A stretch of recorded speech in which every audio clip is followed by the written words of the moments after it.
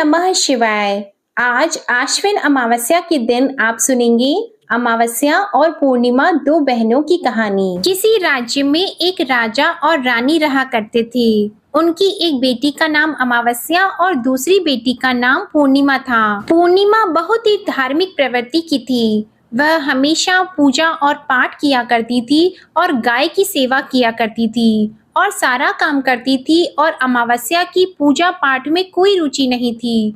वह कभी भी पूजा पाठ नहीं करती थी और ना ही कोई काम किया करती थी। लेकिन दोनों बहनें एक दूसरे को बहुत प्यार करती थी। लेकिन राजा और रानी का व्यवहार पूर्णिमा के प्रति अच्छा नहीं था। वह अमावस्या को चाहते थे और अपने दोनों पुत्रों को प्यार करते थे और उन दोनों का ही ख्याल रखते थे। धीरे धीरे समय बीतता है और राजा और रानी के बच्चे बड़े हो जाते हैं। राजा अपने बेटों का विवाह कर देते हैं और राजा की दोनों बेटियां भी बड़ी हो जाती हैं। फिर सब राजा से कहते हैं कि अब इनका विवाह भी कर दीजिए। राजा कहते हैं, हाँ, विवाह तो करना ही है। तब रानी राजा से कहती है कि पूर्णिमा का किसी बड़े घर में विवाह मत करना, क्योंकि इसे तो काम करना पसंद है, गाय की सेवा करना पसंद है, भजन और कीर्तन तथा कथा कहानियां सुनना पसंद है, पूजा पाठ करना पसंद है। अगर यह बड़े घराने में गई तो ये सब नहीं कर पाएगी, इसलिए इसकी शादी किसी गरीब के घर में ही कर दीजिए। राजा ने कहा, ठीक है, और राजा पूर्णिमा के लिए रिश्ता तलाशने लगे। अंत में राजा ने एक गरीब के घर में पूर्णिमा का विवाह तय कर दिया। तब रानी ने कहा, महाराज, अमावस्या भी तो विवाह के योग्य है, इसके लिए भी वर देखिए और दोनों बहनों का विवाह साथ साथ कर दीजिए। राजा ने उसी गांव के राजा के बेटे के साथ अमावस्या का विवाह तय कर दिया। राजा ने रानी को बताया तो वह बहुत खुश हुई और मन में यह सोचने लगी कि अब देखते हैं कि पूर्णिमा गरीब के घर कैसे रहती है, बहुत पूजा पाठ करती है, देखते हैं इसके भगवान इसकी क्या मदद करते हैं। फिर समय आने पर राजा ने अपनी दोनों बेटियों का विवाह कर दिया। अमावस्या को बहुत धन और दौलत दी, लेकिन पूर्णिमा को कुछ भी नहीं दिया। पूर्णिमा के भाई और भाभी उससे बहुत प्यार करते थे, क्योंकि वो अपनी भाभीयों का काम में हाथ बटाती थी, लेकिन अमावस्या उन पर अपना रौब जमाती थी। फिर अमावस्या और पूर्णिमा दोनों अपने अपने ससुराल चली गईं। एक बार की बात है, अमावस्या ने अपने घर पर शिव चर्चा रखी और उसने सबको बुलाया, लेकिन अपनी बहन पूर्णिमा को नहीं बुलाया। तब पूर्णिमा अपने दरवाजे पर बैठी थी तो गांव की औरतों ने कहा कि तुम्हारी बहन के घर शिव चर्चा है, तुम नहीं जाओगी? तब पूर्णिमा ने कहा, नहीं, मैं नहीं जा रही, क्योंकि मेरी बहन ने मुझे नहीं बुलाया तो मैं कैसे जा सकती हूँ। तब गांव की औरतों ने कहा कि नहीं बुलाया तो क्या हुआ, पूजा पाठ है, तुम चलो हमारे साथ। गांव की औरतों की बात मानकर पूर्णिमा शिव चर्चा में चली गई। जब अमावस्या ने पूर्णिमा को आए हुए देखा तो वह गुस्से से बोली कि जब मैंने तुम्हें नहीं बुलाया तो तुम मेरे घर क्यों चली आई हो? अब आ ही गई हो तो चुपचाप एक जगह बैठे रहना, इधर उधर मत घूमना। उसने पूर्णिमा की गरीबी का बहुत मजाक उड़ाया। पूर्णिमा की आंखों से आंसू बहने लगे और वह भगवान शिव से प्रार्थना करने लगी, हे भगवान, मुझ पर आप कब कृपा करेंगे? आखिर मेरा कसूर ही क्या है? क्या पूजा पाठ करना, गाय की सेवा करना, काम करना गलत है? भगवान अब मुझ पर रहम कीजिए। इस तरह वह भगवान से विनती करती रही। शिव चर्चा पूरी हो गई और अमावस्या ने सबको प्रसाद दिया, लेकिन पूर्णिमा को प्रसाद नहीं दिया। तो वहां से बिना प्रसाद के वह वापस आ गई और रास्ते में सोचती रही कि घर पर बच्चे प्रसाद मांगेंगे तो मैं उन्हें क्या दूंगी। फिर उसके मन में विचार आया कि क्यों न अपने भाई और भाभी से मिलकर आ जाऊं। फिर वे अपने पति और बच्चों को बताकर अपने मायके जाने के लिए निकल गईं। चलते चलते उसे एक तुलसी का पेड़ मिला।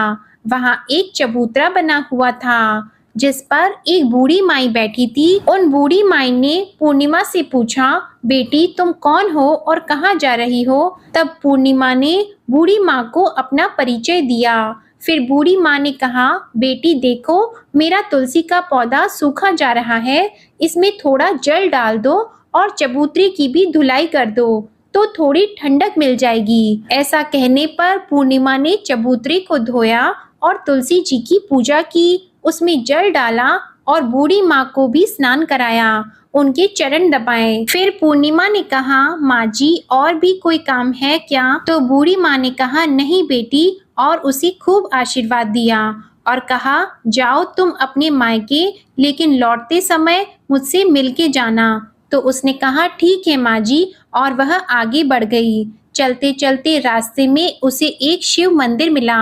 वहां भी एक चबूतरा था, उस पर एक बूढ़े बाबा बैठे थे। वो कोई और नहीं, स्वयं भगवान शिव थे, लेकिन पूर्णिमा ने उन्हें पहचाना नहीं। बूढ़े बाबा ने कहा कि तुम कौन हो बेटी? तब पूर्णिमा बोली, क्या बात है बाबा? तब उन बाबा ने कहा, बेटी, क्या तुम इस मंदिर की साफ सफाई कर दोगी? बहुत गंदा हो गया है और चबूतरा भी धोना है, और मेरे नहाने के लिए 2 बाल्टी पानी भी भर देना, तो तुम्हारा बहुत एहसान होगा।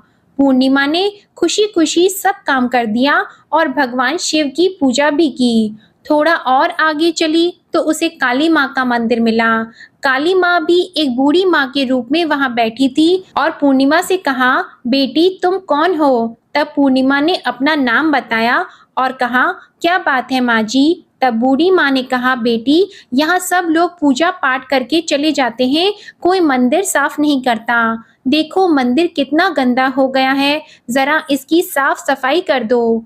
पूर्णिमा ने मंदिर की साफ सफाई की, माँ का श्रृंगार किया, पूजा की, उसके बाद बूढ़ी माँ को स्नान कराया और हाथ पैर दबाए। फिर वह आगे बढ़ी तो एक उसे नदी मिली। वहां भी एक बूढ़ी माँ बैठी थी, वो कोई और नहीं, गंगा मैया थी। उन्होंने कहा, बेटी कौन हो तुम? तब पूर्णिमा ने उन्हें अपना नाम बताया और बूढ़ी माँ ने कहा, बेटी, यहाँ सब स्नान तो करते हैं, लेकिन कोई साफ सफाई नहीं करता, तुम यहाँ की साफ सफाई कर दो। उसने वहां भी सफाई कर दी। फिर वह बूढ़ी माई भी उसे आशीर्वाद देती है। इसके बाद पूर्णिमा नाव में बैठकर नदी के उस पार जाती है। नाव में फूल बिछे होते हैं और वह फूल की नाव में बैठकर अपने मायके पहुंच जाती है। भाई और भाभी को देखकर वह बहुत खुश होती है और उसकी खूब खातिर होती है। फिर सब खूब बातें करते हैं। सुबह होने पर जब ननद जाने को तैयार होती है तो भाभी उसे एक लाल साड़ी देती है और कहती है, ननद जी, इस साड़ी को पहन लो और हाँ, जल्दी जल्दी आया करो, बहुत दिनों के बाद आती हो। तब ननद ने कहा, ठीक है भाभी, आप जब भी मुझे बुलाओगी तो मैं आ जाऊंगी। फिर पूर्णिमा ने लाल साड़ी पहन ली और 16 श्रृंगार कर लिया। भाभियों ने थैला भरकर उसे सामान और धन गहने दिए। फिर वह घर से निकल जाती है। चलते चलते रास्ते में वही नदी मिली और नाव भी। नाव में बैठकर वह उस पार पहुंची तो वही बूढ़ी माँ ही मिली, जो और कोई नहीं, गंगा माँ थी। उन्होंने कहा, आ गई बेटी अपने मायके से? तब पूर्णिमा ने कहा, हाँ माँ जी। तब बूढ़ी माँ ने एक थैला दिया और कहा, इसे ले जाओ, मैं कहाँ रखूंगी, यह बहुत भारी है और इसे रास्ते में खोलना मत, घर जाकर ही इसे खोलना। तब पूर्णिमा ने कहा, ठीक है माँ जी, और वह वहां से जल्दी ही आगे चली तो काली माँ का मंदिर मिला। वहां भी बूढ़ी माँ बैठी थी। उन्होंने भी उसको एक थैला दिया। अब उसके पास 3 थैले हो गए। फिर कुछ और आगे बढ़ी तो उसे मंदिर मिला। वहां भगवान बूढ़े बाबा के रूप में बैठे थे। उन्होंने भी उसे एक थैला दिया।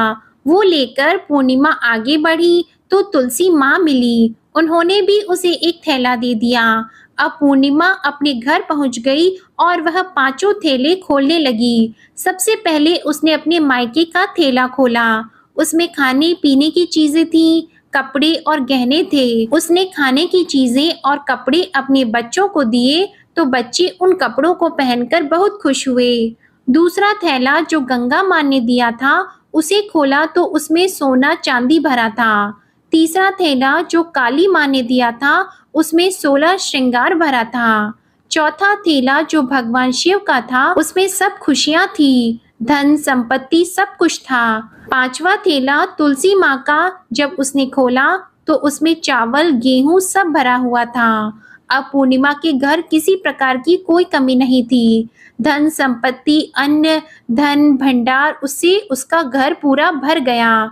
पूर्णिमा खुशी खुशी रहने लगी। एक दिन पूर्णिमा ने सोचा, क्यों न मैं भी शिव चर्चा करवाऊं। फिर पूर्णिमा ने शिव चर्चा रखी तो उसने सबको बुलाया। वह अपनी बहन के घर भी बुलावा देने के लिए गई। जब अमावस्या अपनी बहन के घर चर्चा में आई तो वह धन और दौलत देखकर आश्चर्यचकित में रह गई। फिर अमावस्या ने पूछा कि तुम्हारे घर में इतना धन दौलत कैसे हो गया। तब पूर्णिमा ने कहा, देखो बहन, तुमने चर्चा रखी और मुझे नहीं बुलाया, फिर भी मैं बिना बुलाए तुम्हारे घर गई और तुमने मुझे प्रसाद भी नहीं दिया। फिर तुम्हारे घर से आने के बाद मैं मायके चली गई। फिर सब बात उसने अमावस्या को बता दी। अमावस्या ने कहा कि मैं भी जाऊंगी मायके, तुम भी मुझे डांटो और मुझे प्रसाद मत दो। लेकिन पूर्णिमा ने कहा कि भगवान का प्रसाद है, यह तो मैं सबको दूंगी। लेकिन अमावस्या ने प्रसाद नहीं लिया और अपने घर जाकर बच्चों से कहकर अपने मायके के लिए चल दी। चलते चलते उसे तुलसी माँ मिली। उन्होंने कहा, बेटी ये चबूतरा धो दो और तुलसी में पानी डाल दो। तो अमावस्या कहती है, बुढ़िया, मैंने इतनी महंगी साड़ी पहन रखी है, ये गंदी हो जाएगी, मैं कुछ नहीं करूंगी। आगे चलकर उसे भगवान शिवजी मिले तो उनसे भी उसने ऐसा ही कह दिया। उससे आगे उसे काली माँ मिली तो उनसे भी उसने वही कहा। फिर गंगा मैया मिली तो उनसे भी अमावस्या ने यही कहा। फिर नाव में बैठी तो नाव में उसे कांटे मिले जो उसके पैर में चुभ गए। फिर वह अपने मायके पहुंच गई। तब उनकी भाभियों ने उसे देखा और कहा कि यह कहाँ से आ गई। अरे पूर्णिमा के पास तो कुछ नहीं था, इसलिए उसे सब कुछ दिया, लेकिन ये यहाँ क्यों आई है। कोई बात नहीं, अब आ ही गई है तो बैठो, ये तो कुछ काम करवाएगी नहीं। बेचारी पूर्णिमा तो सारा काम करवाती है। अमावस्या खाना खाकर सो गई। सुबह हुई तो अमावस्या ने कहा, भाभी हम जा रहे हैं। तो भाभी ने कहा, ठीक है। तब अमावस्या ने कहा, भाभी पूर्णिमा को तो आपने थैला दिया, मुझे कुछ नहीं दिया। तो भाभी ने कहा, जाओ, तुम्हारे घर थैला पहुंच जाएगा। फिर अमावस्या चली तो गंगा मैया मिली। गंगा मैया ने कहा कि आ गई बेटी। तो उसने कहा, आपने पूर्णिमा को थैला दिया, मुझे कुछ नहीं दिया। तो गंगा मैया ने कहा, ठीक है, जाओ बेटी, हम घर भिजवा देंगे। ऐसे ही काली माँ और भगवान शिव और तुलसी माता ने भी कह दिया। जब वह घर पहुंची तो उसके आंगन में 5 थैले रखे थे। तब अमावस्या उन 5 थैलों को खोलती है तो किसी में मिट्टी, किसी में पत्थर, किसी में सांप और बिच्छू थे। उसने अपना माथा पीट लिया और कहा, हे भगवान, हमें मायके में भी कुछ नहीं मिला और इधर भी कुछ नहीं मिला। फिर अमावस्या दौड़कर पूर्णिमा के पास जाती है और कहती है कि तुझे इतना सब कुछ मिला और मुझे कुछ भी नहीं मिला। तब पूर्णिमा ने कहा, मैं मायके जाती हूँ तो भाभीयों के साथ काम करवाती हूँ और तुमने तो भाभी की कभी मदद नहीं की, तो भाभी तुमको क्या देती। गंगा माँ को तुमने ठुकरा दिया, शिवजी और काली माँ और तुलसी माँ सबको तुमने ठुकरा दिया, इसलिए भगवान ने तुम्हें कुछ भी नहीं दिया। तब अमावस्या कहती है, बहन मुझे माफ कर दो, मैंने सदा तुम पर अत्याचार किया है, लेकिन इसमें मेरा कोई कसूर नहीं था। मुझे भी बताओ, अभी मुझे नहीं मिला, लेकिन मैं भक्ति से कर लूंगी। तो पूर्णिमा ने कहा कि बहन देखो, 3 सूत्र का ज्ञान ले लो। पहले सूत्र में दया मांगना, दूसरे सूत्र में चर्चा करना और तीसरे सूत्र में 108 बार ओम नमः शिवाय का जाप करना। बहन, भगवान ने जो 3 सूत्र दिए हैं वो प्रसाद के रूप में स्वीकार कर लेना और हृदय में बसाना। मैंने सच्चे मन से भगवान का पूजा पाठ किया, सबकी मदद की, सबका काम किया, इसलिए मुझे सब कुछ मिला और तुम्हारे पास जो भी था वो भी खत्म हो गया।